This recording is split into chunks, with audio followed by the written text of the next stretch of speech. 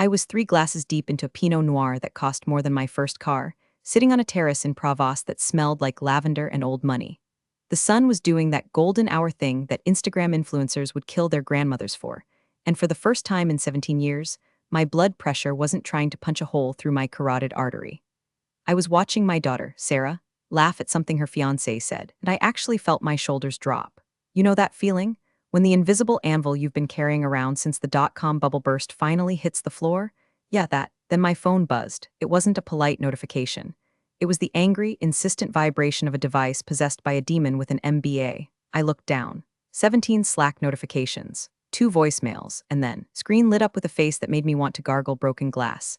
Bradley VP Ops. Bradley, the owner's son, a man who thought the cloud was actual water vapor and whose only qualification for running a data center was that he once set up a Roku without calling Geek Squad. I let it ring. I took a sip of wine. It tasted like freedom. The phone stopped, then it started again immediately. Mom, aren't you going to get that? Sarah asked, looking concerned. She knows the drill. She knows that mom is an operations engineer actually translates to mom is the only reason the internet doesn't melt in a 3-state radius. Nope, I said, popping a grape into my mouth. I'm on tow, paid time off. The O is the most important part. But the buzzing didn't stop. It was vibrating against the antique wrought iron table like an angry hornet.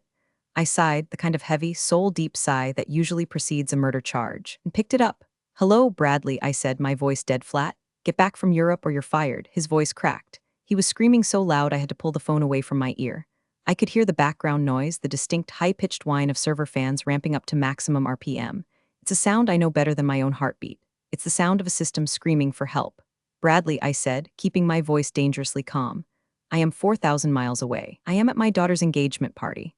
I submitted this time off 6 months ago. Your father approved it. I don't care what Dad did. The dashboard is red. Everything is red. You need to log in and fix the flow rates or you're done.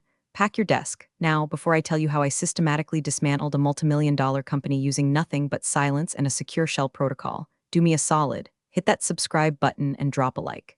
Seriously, it helps the algorithm, and since I might be legally unhireable after this story gets out, I could use the morale boost.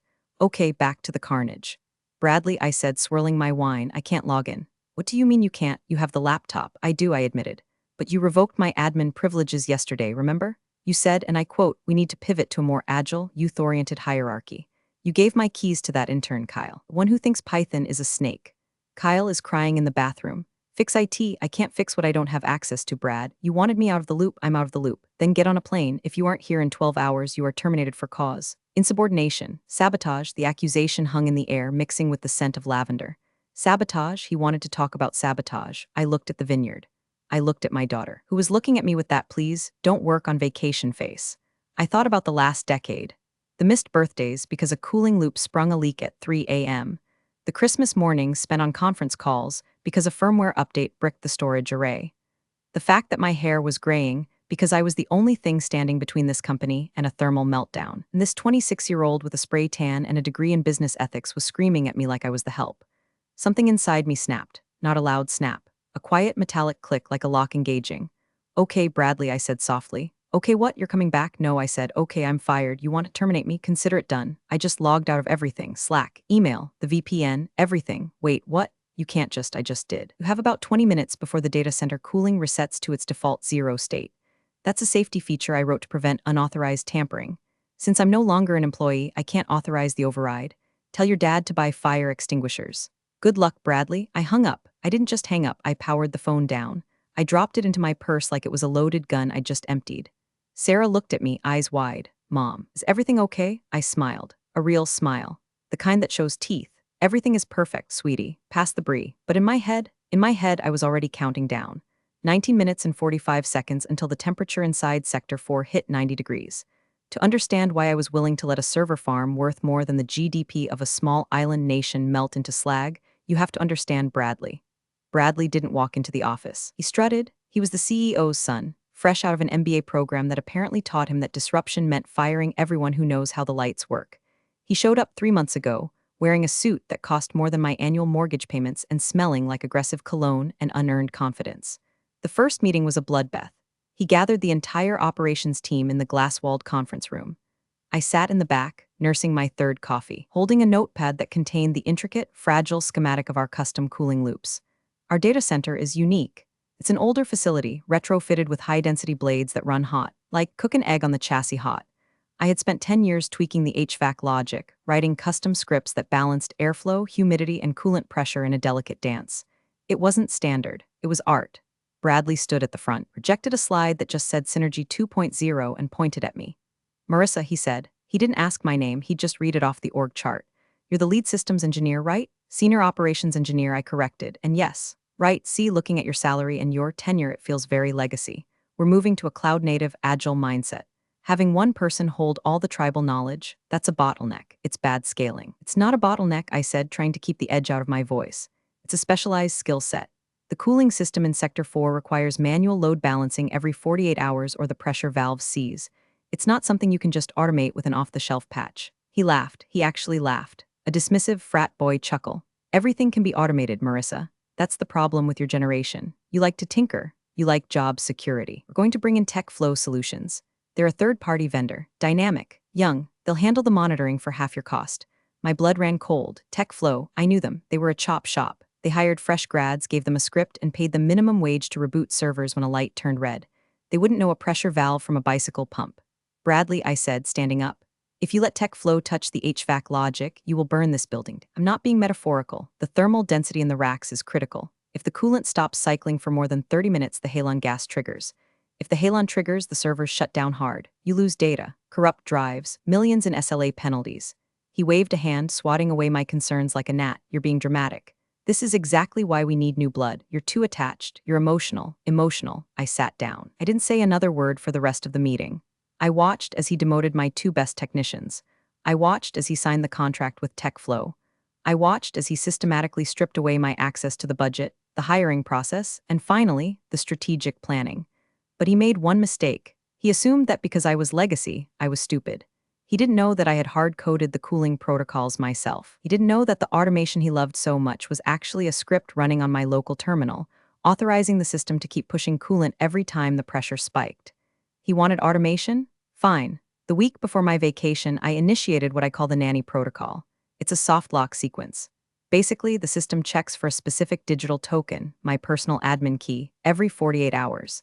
If it sees the key, it assumes mom is home and everything is fine. It keeps the coolant flowing. It balances the load. If it doesn't see the key, it assumes a security breach. It assumes a hostile takeover. And to protect the hardware from unauthorized erratic tampering, it reverts every single setting to the factory default. The factory default for those chillers is off. I tried to warn him. I sent him an email titled Critical System Dependencies Do Not Ignore. He replied with TL. Doctor, enjoy your vacation, Marissa. We've got this. So I packed my bags, I packed my sunscreen, and I packed the only encrypted USB drive that contained the override codes. When he screamed at me on the phone, telling me I was fired, he didn't just hurt my feelings. He triggered the employment termination clause in my own head. I wasn't an employee anymore. Cool.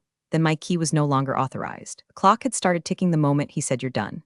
Back in Denver, 4,000 miles away from my Pinot Noir, the situation was deteriorating faster than a banana in a backpack. I can picture the scene perfectly because I've lived through the drills 100 times. But this wasn't a drill. The main operations center is a glass fishbowl in the center of the building.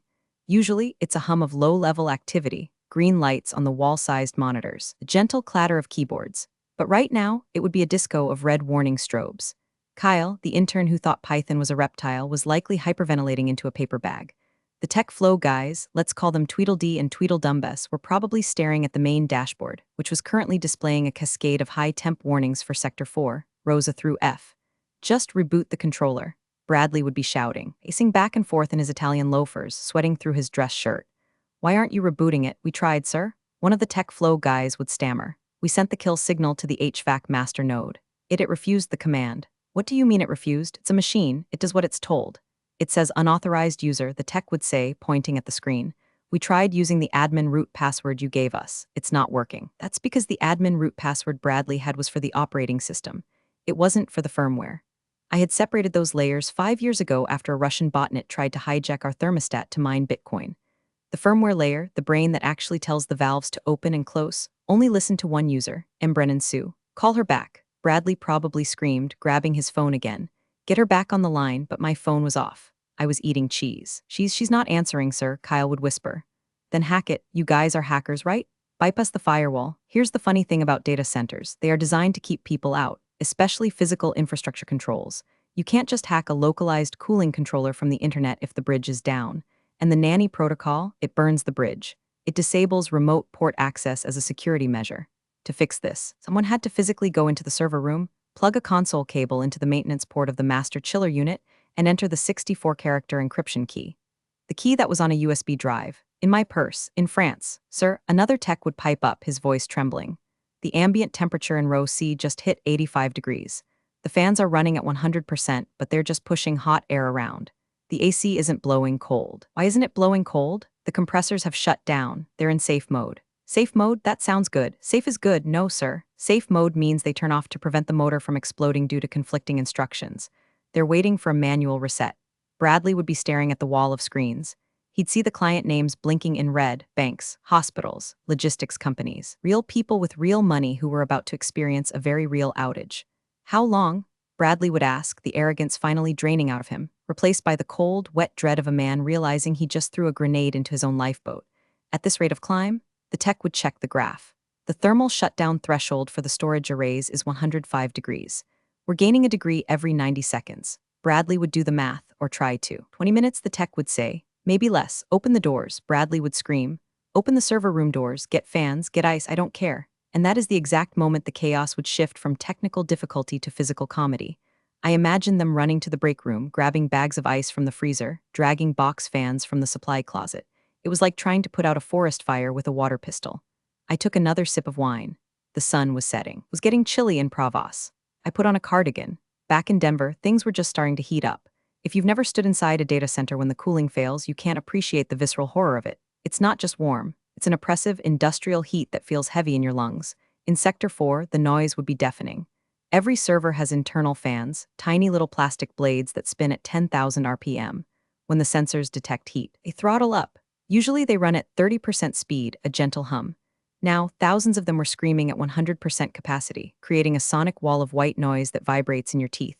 It smells like burning dust, like ozone, like expensive electronics cooking in their own juices. The hot aisle behind the racks, where the exhaust vents out, would be lethal. We're talking 120 degrees and climbing.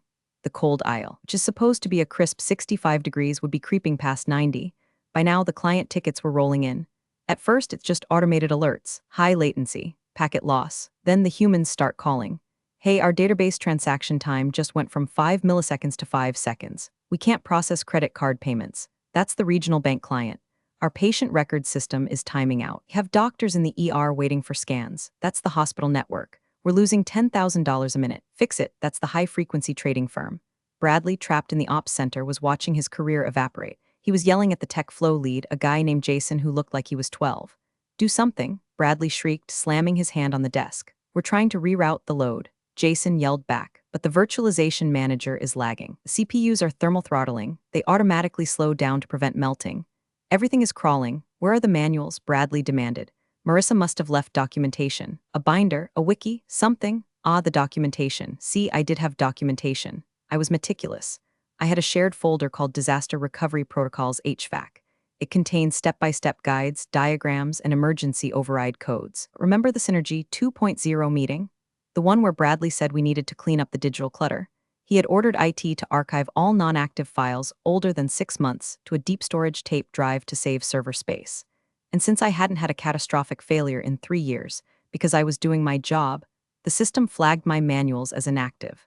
They were currently sitting on a magnetic tape in a warehouse in New Jersey. It might as well have been on the moon. The folder is empty. Kyle cried out, it's just memes. She has a folder of memes, that was true. I did keep a folder of Danny DeVito memes on the shared drive. I named it Essential Workflows to hide it.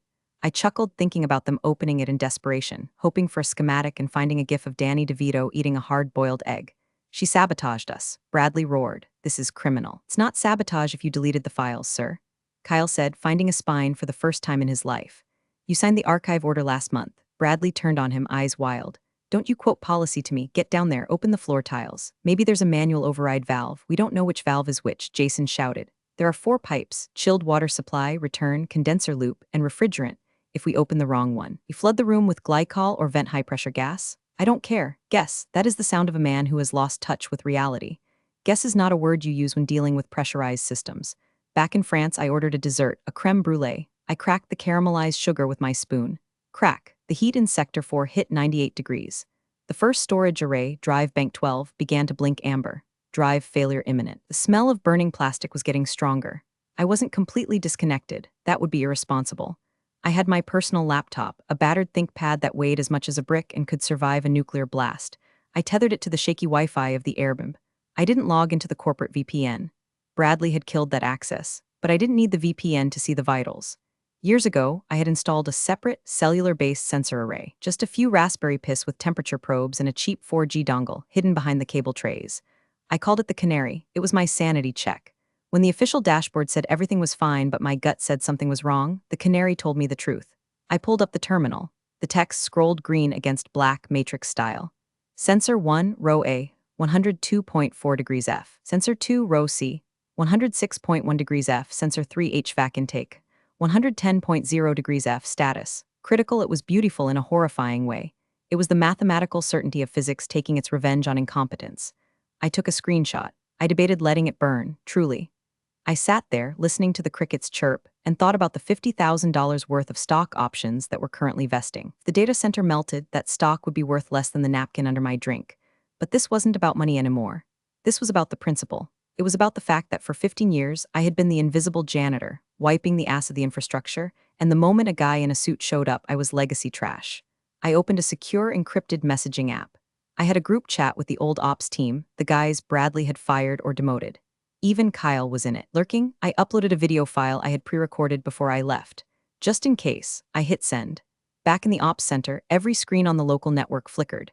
I hadn't hacked the system. I had simply set a scheduled task on the internal message board to autoplay a specific file if my admin token hadn't been renewed by 4 p.m. on Friday.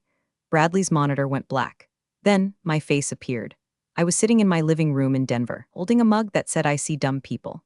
Hi team, the video Marissa said. Her voice was calm, almost bored. If you're seeing this, it means I'm not in the building and my admin token has expired. It also means the nanny protocol has initiated. On the screen, Bradley froze. The tech flow guys stopped running. By now, video Marissa continued, the cooling loops have reverted to factory defaults. That means off. You're probably seeing temps in the high 90s. Have exactly 20 minutes from the start of this video until the halon gas dumps. Once the halon dumps, the oxygen is sucked out of the room to starve a potential fire.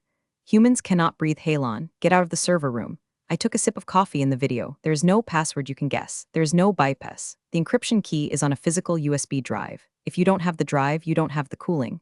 Video Marissa leaned into the camera. Bradley, if you're watching this, you called me legacy. You said I was redundant. Well, consider this a redundancy check. You have 18 minutes to figure out how to cool a megawatt of heat without me, or you can call your dad. The screen went black. In France, I closed my laptop. The sun was gone now. The sky was a bruised purple. Mom, Sarah said, touching my arm, you're smiling like a supervillain.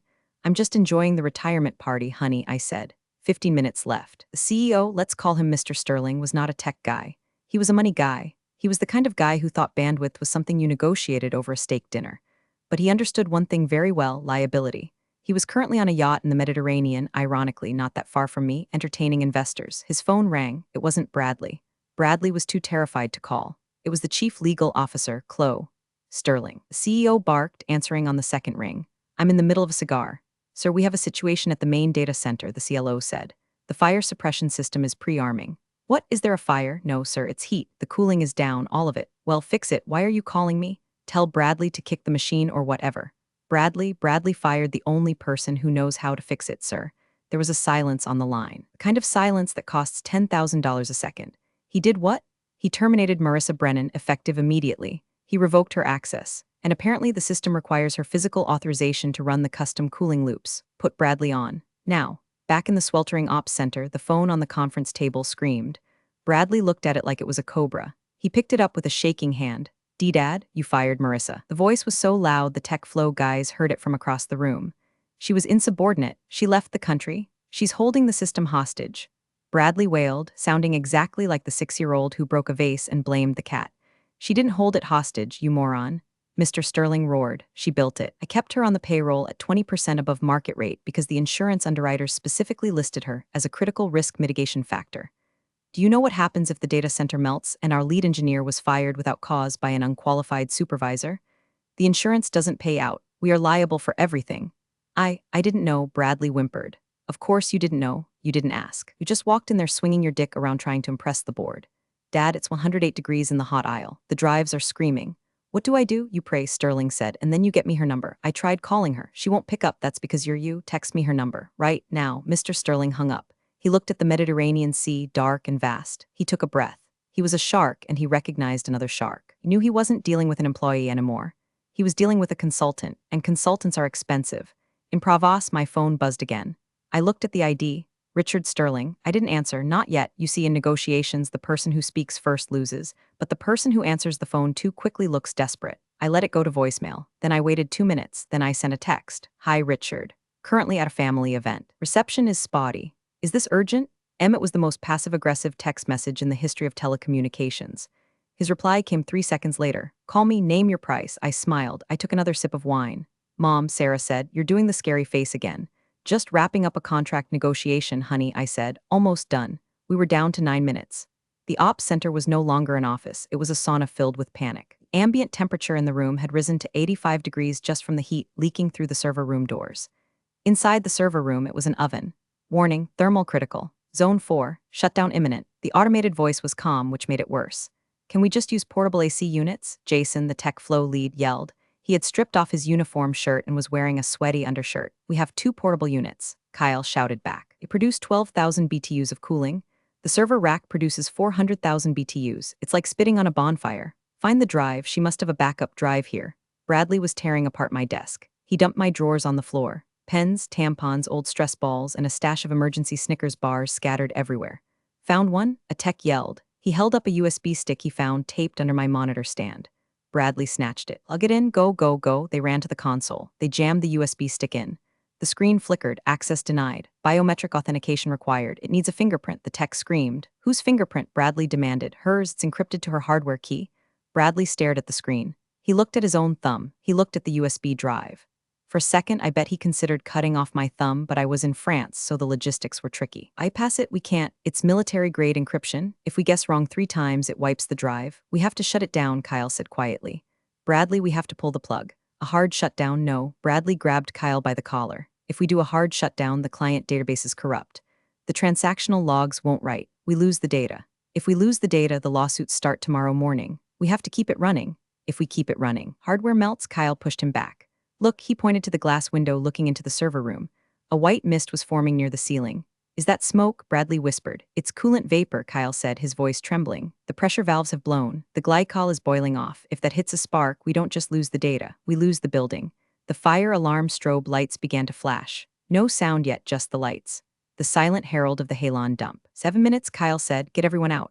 Now. Bradley slumped against the console. He slid down until he was sitting on the floor, surrounded by my old Snickers bars. He looked small. He looked like a boy wearing his daddy's suit. I'm ruined, he whispered.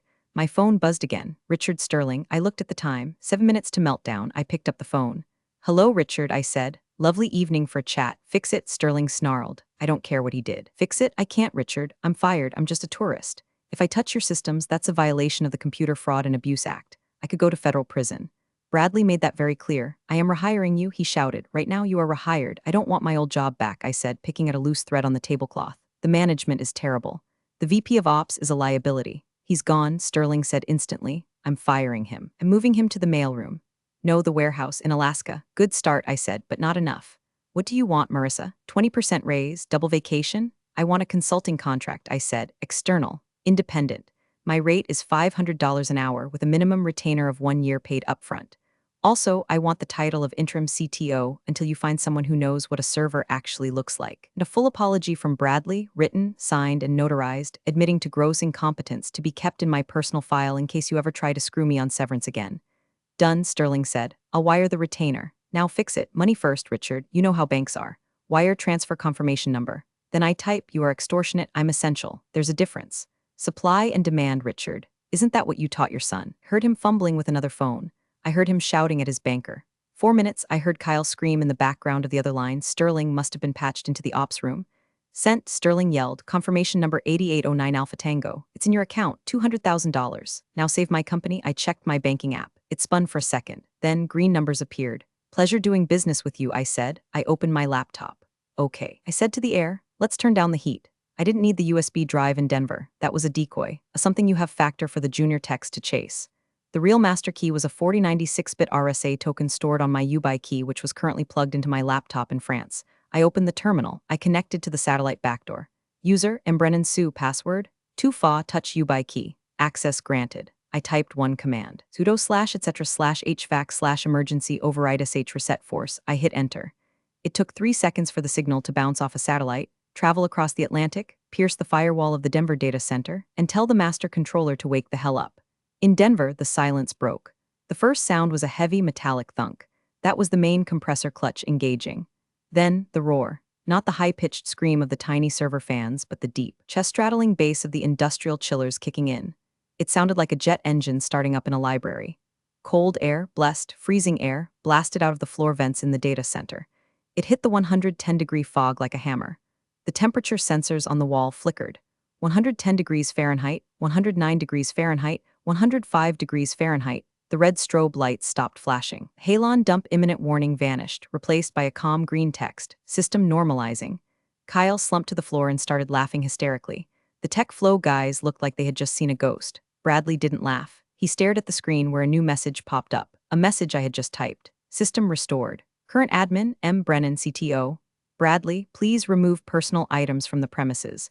I closed the terminal window. I closed the laptop. Is it done? Sarah asked. The sun was fully down now, the stars coming out over the vineyard. It's done, I said, disaster averted. The internet lives to stream cat videos for another day. And the angry man, he's having a learning experience, I said. The next morning, the press release went out. Marissa Brennan appointed interim CTO, strategic restructuring of the operations department. Bradley was escorted out of the building by security. Rumor has it he's now managing a frozen yogurt stand in Dayton. I hope he remembers to check the freezer temps. I didn't go back for another 2 weeks. I took the full vacation. I drank the wine. I ate the cheese. When I finally returned to the office, my desk had been moved. I wasn't in the cubicle farm anymore. I had the corner office, the one with the view. And on my new mahogany desk, someone, probably Kyle, had left a small shrine, a framed picture of Danny DeVito and a bottle of sriracha. I sat down in my expensive ergonomic chair. I put on my noise-canceling headphones. I opened YouTube and searched for Danny DeVito eating an egg asmer. I took a sip of my coffee. The dashboard was all green. The cooling was holding steady at 65 degrees. I wasn't just the janitor anymore. I was the landlord, and the rent just went up. Big thanks for watching. You